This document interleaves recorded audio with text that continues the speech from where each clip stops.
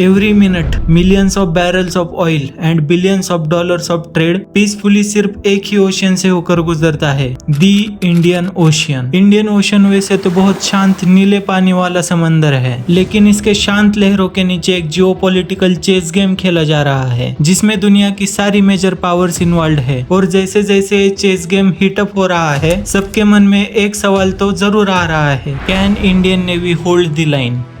Indian ocean को दुनिया का मैरीटाइम क्रॉसरोड्स भी कहा जाता है, क्योंकि हर दिन 21 मिलियन और 16 million barrels of oil straight of Hormuz और स्ट्रेट ऑफ मलक्का से पास होता है। और ये दोनों स्ट्रेट्स इंडियन ओशियन के पार्ट्स है। China, Japan, south Korea, India और ईस्ट एशियन नेशंस की इकोनॉमीज इंडियन ओशियन से हो रहे ट्रेड पर ही डिपेंडेंट है।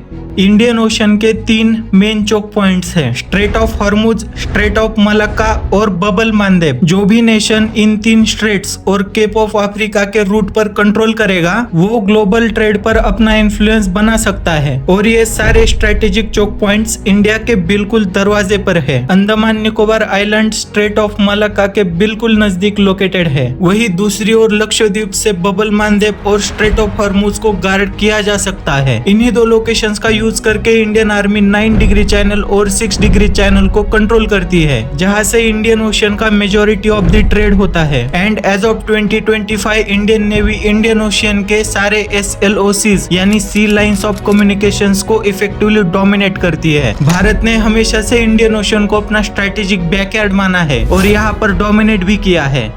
लेकिन इंडियन ओशन में भारत ही सिर्फ अकेला प्लेयर नहीं है। पिछले 10 सालों में चाइना ने इंडियन ओशन में अपनी स्ट्रेंथ को स्लोली बट स्टेडीली बढ़ाया है। 2008 से अब तक चाइना ने इंडियन ओशन रीजन में 45 सक्सेसफुल मिशंस को कैरी आउट किया है। इसके साथ ही चाइना ने अपना पहला ओवरसीज मिलिट्री बेस 2017 में जिबूती में ओपन किया। और अब तो एट ए टाइम चाइना की एटलीस्ट 10 वॉरशिप्स इंडियन ओशन में डिप्लॉयड रहती है। साथ ही चाइना रशिया और ईरान के साथ मिलकर इंडिया के चाबहार पोर्ट के नियर रेगुलर एक्सरसाइजेस कंडक्ट कर रहा है। अल्सो चाइना ने केन्या में मोम्बासा पोर्ट, जिबूती में नेवल बेस, पाकिस्तान में ग्वादार पोर्ट, श्रीलंका में हम्बनटोटा पोर्ट, बांग्लादेश में चित्तगांग पोर्ट और म्यांमार में सितवे पोर्ट पर अपने नेवल बेसेस को इस्टेब्लिश किया है। चाइना इन बेसेस के थ्रू इंडिया को घेरने की कोशिश कर रहा है और चाइना के इस नेवल बेसेस के नेटवर्क को पॉपुलरली स्ट्रिंग ऑफ पर्ल्स भी कहा जाता है। आज के टाइम में इंडिया के लिए ये सबसे बड़ा सिक्योरिटी थ्रेट है।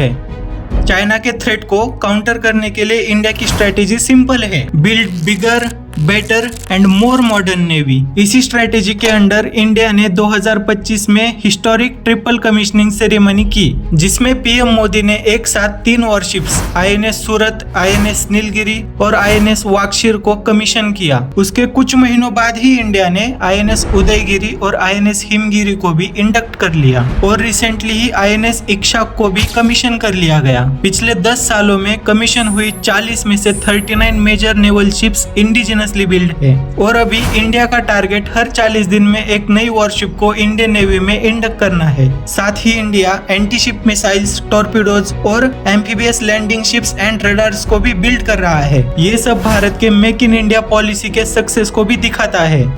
शिप्स बिल्डिंग के साथ साथ इंडिया ने पावर प्रोजेक्शन पे भी फोकस किया है। जनवरी 2025 में इंडिया ने ट्रोपेक्स 2025 एक्सरसाइज कंडक्ट की। ये एक मेगा एक्सरसाइज थी, जिसमें इंडियन नेवी की 65 वॉरशिप्स, 9 सबमरीन्स और 80 एयरक्राफ्ट्स ने पार्टिसिपेट किया था। इंडिया ने ऐसे मल्टीपल एक्सरसाइजेस को अनाउंस किया है। ऑल्सो इंडिया के एयरक्राफ्ट कैरियर्स INS विक्रमादित्य और INS विक्रांत इंडिया की ट्रू ब्लू वाटर नेवी बनने के ड्रीम को शो करते हैं।